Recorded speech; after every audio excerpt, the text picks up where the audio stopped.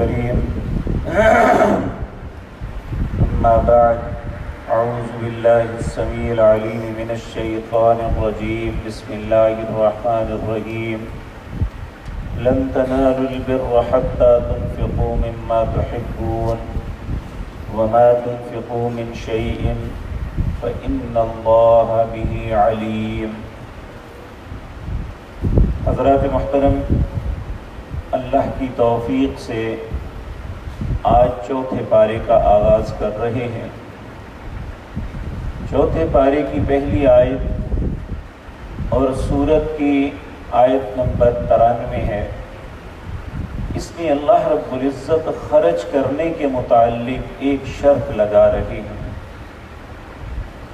اور یہ بات یاد رکھیں کہ جس طرح نماز پڑھنا ایک عبادت ہے اور نماز پڑھنے والا اللہ کی خوشنودی حاصل کرنے کے لیے یہ سب کچھ کرتا ہے، جس طرح روزہ رکھنا ایک بہترین عبادت ہے اور انسان بھوکا پیاسا صرف اس لیے رہتا ہے کہ میرا رب مجھ پہ راضی ہو جائے، اور اسی طرح حج یا عمرہ یہ بھی ایک بہترین عبادت ہے، یہ اسی لیے کرتا ہے کہ میرے گناہ دھل جائیں۔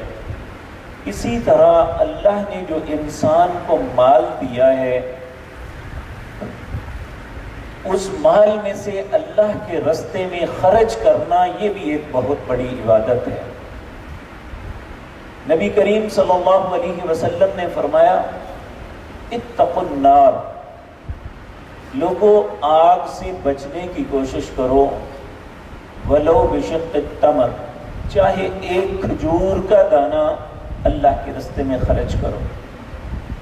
یہ اللہ کے راستے میں خرچ کرنا جو ہے اسے صدقہ کہتے ہیں۔ ایک صدقہ وہ ہے جو صدقۃ الزکوٰۃ ہے، یہ فرض ہے۔ اس کے علاوہ جو بھی انسان خرچ کرتا ہے یہ صدقہ اور خیرات ہے۔ اللہ رب العزت نے خرچ کرنے کی بڑی ترغیب فرمائی۔ ہم تیسرے پارے کے اندر یہ بات پڑھ آئے ہیں، اللہ فرماتے ہیں یا ایھا الذین آمنوا انفقوا مما رزقناکم، خرچ کرو اس میں سے جو اللہ نے تمہیں عطا کیا ہے، من قبل ان یأتی یوم لا بیع فیہ ولا خلۃ ولا شفاعہ، اس سے پہلے کہ جب قیامت قائم ہو جائے گی نہ تو کسی کی خرید و فروخت ہو سکے گی اور نہ کسی کی سفارش، کوئی معاملہ چل سکے گا۔ کہاں اس سے پہلے اگر کچھ خرچ کر سکتے ہو تو کر لو۔ اسی طرح سورۃ منافقون کے آخر میں اللہ فرماتے ہیں وَأَنفِقُوا مِمَّا رَزَقْنَاكُم مِّن قَبْلِ أَن يَأْتِيَ أَحَدَكُمُ الْمَوْتُ، اللہ کے راستے میں کچھ خرچ کر لو اس سے پہلے کہ تمہیں موت آ جائے۔ فَيَقُولَ رَبِّ لَوْلَا أَخَّرْتَنِي إِلَىٰ أَجَلٍ قَرِيبٍ فَأَصَّدَّقَ وَأَكُن مِّنَ الصَّالِحِينَ، کہاں اس وقت پھر انسان کہے گا ہائے افسوس مجھے تھوڑی سی مہلت مل جائے، فَأَصَّدَّقَ، تاکہ میں کچھ صدقہ کر لوں، وَأَكُن مِّنَ الصَّالِحِينَ، نیکوں میں سے ہو جاؤں۔ تو اللہ کے راستے میں خرچ کرنا یہ ایک بہت عظیم عمل ہے کہ انسان کماتا خود ہے، اپنی راست پہ سارا کچھ کرتا ہے، لیکن اللہ نے اس میں سے غرباء کا حق رکھا ہے۔ دیکھیں اگر اللہ نے کسی کو مال سے نوازا ہے تو اس کے کوئی الگ سے پر نہیں لگے ہوئے، یا اس کے اندر دو دماغ نہیں ہے، یا وہ دوسروں سے زیادہ خوبصورت نہیں ہے، یہ اللہ کا انعام ہے اس پہ کہ اللہ نے اسے وافر رزق عطا کیا ہے، اور اسی جیسے بے شمار ایسے لوگ ہیں جو اس کے پاس ملازمت کے لیے دھکے کھاتے ہیں۔ تو اگر اللہ نے ان نعمتوں سے نوازا ہے تو انسان کو چاہیے کہ اس میں سے اللہ کا حق دے۔ نبی کریم صلی اللہ علیہ وسلم نے فرمایا جب کوئی شخص رزق حلال میں سے خرچ کرتا ہے، ایک کھجور بھی خرچ کرتا ہے، اللہ اس کو اپنے دائیں ہاتھ میں لیتے ہیں، جس طرح تم اپنی قربانی کے جانور پالتے ہو اس طرح اللہ تمہارے صدقے پالتا ہے، یہاں تک کہ وہ پہاڑوں کے برابر ہو جاتے ہیں۔ لیکن اس میں شرط یہ لگائی کہ رزق حلال ہونا چاہیے جو خرچ کر رہے ہو، اور نیت خالص ہونی چاہیے کہ میں اپنے رب کی رضا کے لیے خرچ کرتا ہوں۔ اسی طرح سورۃ دہر کے اندر اللہ نے ان بندوں کی تعریف بیان کی، وَيُطْعِمُونَ الطَّعَامَ عَلَى حُبِّهِ مِسْكِينًا وَيَتِيمًا وَأَسِيرًا۔ وہ کیسے اچھے انسان ہیں جو کھلاتے ہیں مسکینوں کو، یتیموں کو اور قیدیوں کو، اور کھلانے کے بعد یہ نہیں کوئی احسان جلاتے ہیں، بلکہ کہتے کیا ہے، انما نطعمکم لوجہ اللہ، ہم نے اگر تمہیں کھلایا ہے تو کوئی احسان نہیں ہے، ہم نے تو اپنے رب کو راضی کرنے کے لیے یہ سب کچھ کیا ہے۔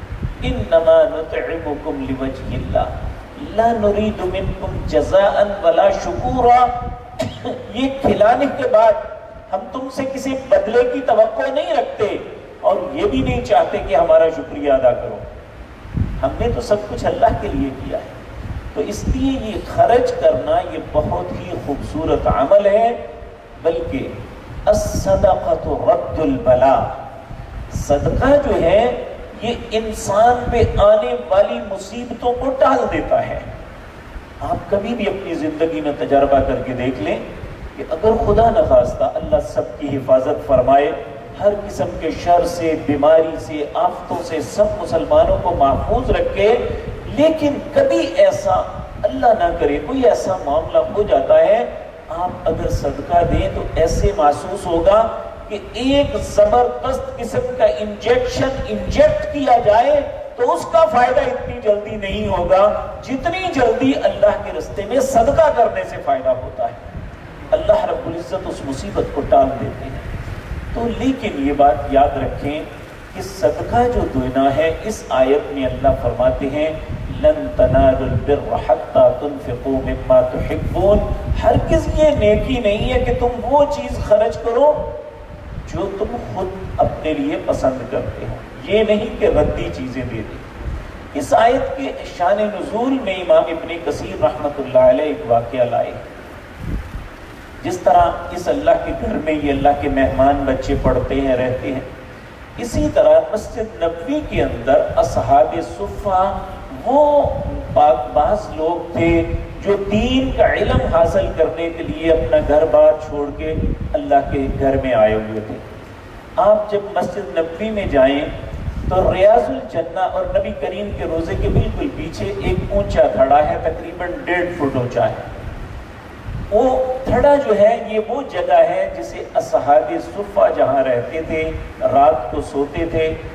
یہ نبی کریم صلی اللہ علیہ وسلم کے پاس تعلیم حاصل کرنے کے لیے انہوں نے اپنا کوئی کاروبار نہیں کرتے، کچھ نہیں کرتے، صرف پڑھنے پڑھانے کا معاملہ کرتے تھے۔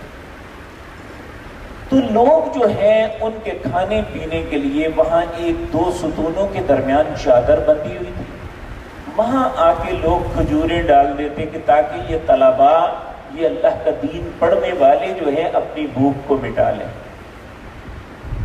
ایک دن ایک شخص کے پاس کچھ کھجوریں تھی جو ردی تھی، کھانے کے قابل نہیں تھی۔ وہ آیا، اس نے کہا کون سا کوئی دیکھ رہا ہے، اس نے اس میں ڈالی کھجوریں اور چلا گیا۔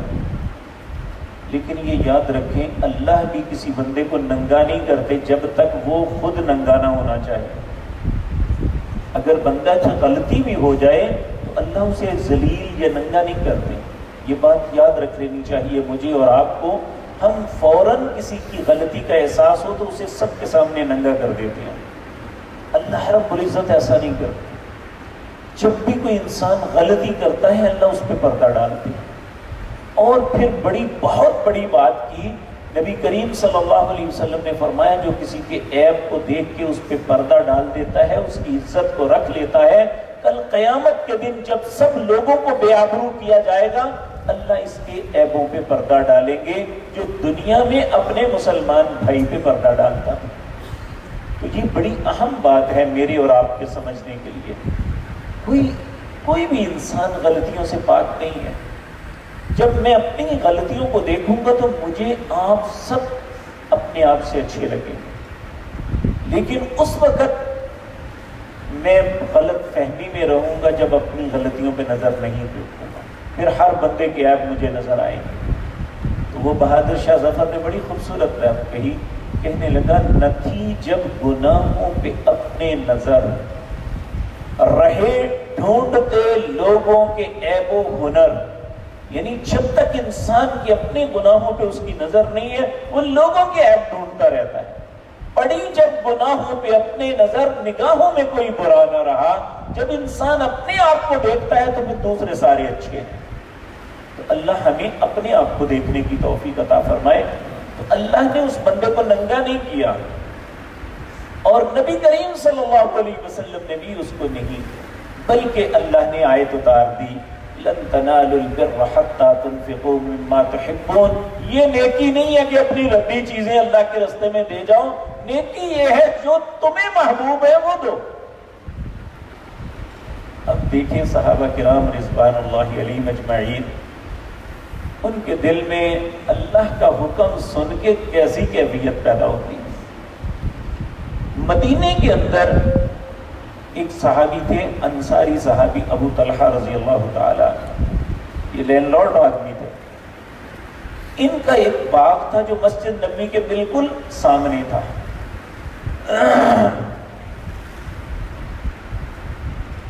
جب انہوں نے یہ آیت سنی فوراً نبی کریم صلی اللہ علیہ وسلم کی خدمت میں آئے، آگے کہنے لگے اے اللہ کے پیارے حبیب صلی اللہ علیہ وسلم، اللہ نے کہا ہے کہ جو اب تمہاری سب سے محبوب چیز ہے وہ اللہ کے راستے میں خرچ کرو، یہ نیکی ہے۔ تو میرے سارے مال میں سے سب سے زیادہ پسندیدہ جو چیز ہے مجھے یہ بے روحا، یہ باغ کا نام تھا، مجھے یہ سب سے اچھا لگتا ہے، اور میرے مال میں سے سب سے قیمتی یہ ہے، اور میں اس باغ کو اللہ کے راستے میں خرچ کرتے ہوئے آپ کو دیتا ہوں، آپ جیسے مرضی کر لیں، جس کو مرضی دے دیں۔ آپ نے فرمایا ابو طلحہ اگر تم ایسا کرنا چاہتے ہو تو جو تمہارے غریب رشتہ دار ہیں یہ انہیں دے دو۔ کیوں؟ اس لیے کہ سب سے پہلے حق ہم میں سے اکثر لوگ پوچھتے ہیں یہ بھائی کو زکوٰۃ لگ سکتی ہے، بہن کو لگ سکتی ہے، یا فلاں رشتہ دار ہے اسے لگ سکتی ہے۔ بھائی سب سے پہلے ہمارے رشتہ دار حقدار ہیں، ہم سب سے پہلے انہیں دیکھیں۔ تو آپ نے فرمایا تم اپنے رشتہ داروں کو دے دو۔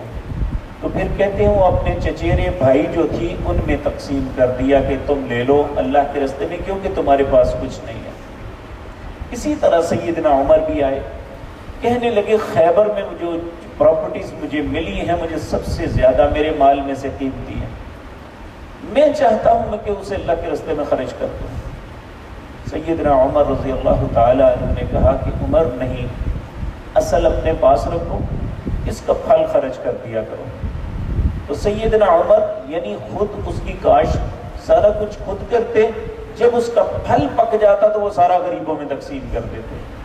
تو یہ صحابہ کرام رضوان اللہ علیہم اجمعین تھے کہ جنہوں نے صرف اللہ کا حکم آیا تو یہ نہیں سوچا کہ میرے مفاد کس میں ہے، بلکہ یہ سوچا کہ میرے رب راضی ہو جائے۔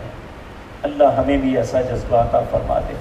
تو اللہ فرماتے ہیں لن تنالوا البر حتى تنفقوا مما تحبون، ہرگز نیکی نہیں یہ کہ یہاں تک کہ تم وہ چیز خرچ کرو مما تحبون جو تمہارے لیے بہت محبوب ہے، بہت پسندیدہ ہے۔ وما تنفقوا من شيء، جو بھی تم خرچ کرتے ہو کسی بھی چیز سے، فإن الله به علیم، اللہ اس کو خوب جانتا ہے۔ جب اللہ سے کوئی بات چھپی نہیں تو ہمیں خرچ کرتے ہوئے، کیونکہ ہمارے پاس جو کچھ ہے، یہ بات یاد رکھیں، اللہ نے جہاں خرچ کرنے کا حکم دیا ہے کہا وَأَنفِقُوا مِمَّا رَزَقْنَاكُمْ، اس میں سے خرچ کرو جو میں نے تمہیں دیا ہوا ہے، یعنی یہ مال ہمارا نہیں ہے، جو اللہ نے دیا ہے اسی میں سے دینا ہے۔ وَأَنفِقُوا مِمَّا رَزَقْنَاكُمْ، خرچ اس میں سے کرو جو میں نے تمہیں رزق دیا ہے۔ تو جتنا اچھا کریں گے، اور یہ بات بھی یاد رکھیں، یہ اللہ کہتی ہیں جو تم خرچ کرتے ہو نا یہ حقیقتاً مجھے قرضہ دے رہے ہو. اور اچھے لوگ جو ہے قرض کو واپس کرتے ہیں، اور اللہ سے اچھا کون ہو سکتا ہے؟ کہا ان تقرضوا اللہ قرضا حسنا، تم اللہ کو اچھا قرضہ دو فیضاعفہ، اللہ تمہیں دگنا کر کے واپس کرے گا. تو اللہ جب واپس کرتا ہے، آپ دیکھیں عمرہ کر کے دیکھ لیں، واپس آئیں آپ کی اللہ ایسی ڈیل کروائے گا عمرے کے سارے پیسے پورے ہو جائیں گے. حج کر کے آئیں اسی طرح ہو جائے گا. آپ رمضان میں زکوٰۃ دی ہے اور بڑی عید نہیں آتی، اللہ سب کچھ پورا کر دیتا ہے. تو یہ جب سب کچھ اللہ ہی دیتا ہے تو جب اس کے راستے میں خرچ کر کے ہم اچھے بھی بن جائیں، ہمارا رزق بھی ہمیں واپس مل جائے تو اور کیا چاہیے. اس لیے ایسے معاملے میں وَمَن يُوقَ شُحَّ نَفْسِهِ، جو اپنے نفس کی بخیلی سے بچا لیا گیا، وَأُولَئِكَ هُمُ الْمُفْلِحُونَ، وہ کامیاب ہو گیا. بخیل ہونا یہ ہے کہ انسان اللہ کے دیے ہوئے مال میں سے خرچ نہ کرے. تو اللہ ہم سب کو جس طرح اس نے ہمیں نماز کی توفیق دی ہے، جس طرح ہمیں روزے کی توفیق دی ہے، جس طرح حج یا عمرے کی توفیق دی ہے، اللہ ہمیں اپنے راستے میں خرچ کرنے کی بھی توفیق عطا فرمائے. اقول قولی ھذا واستغفر اللہ.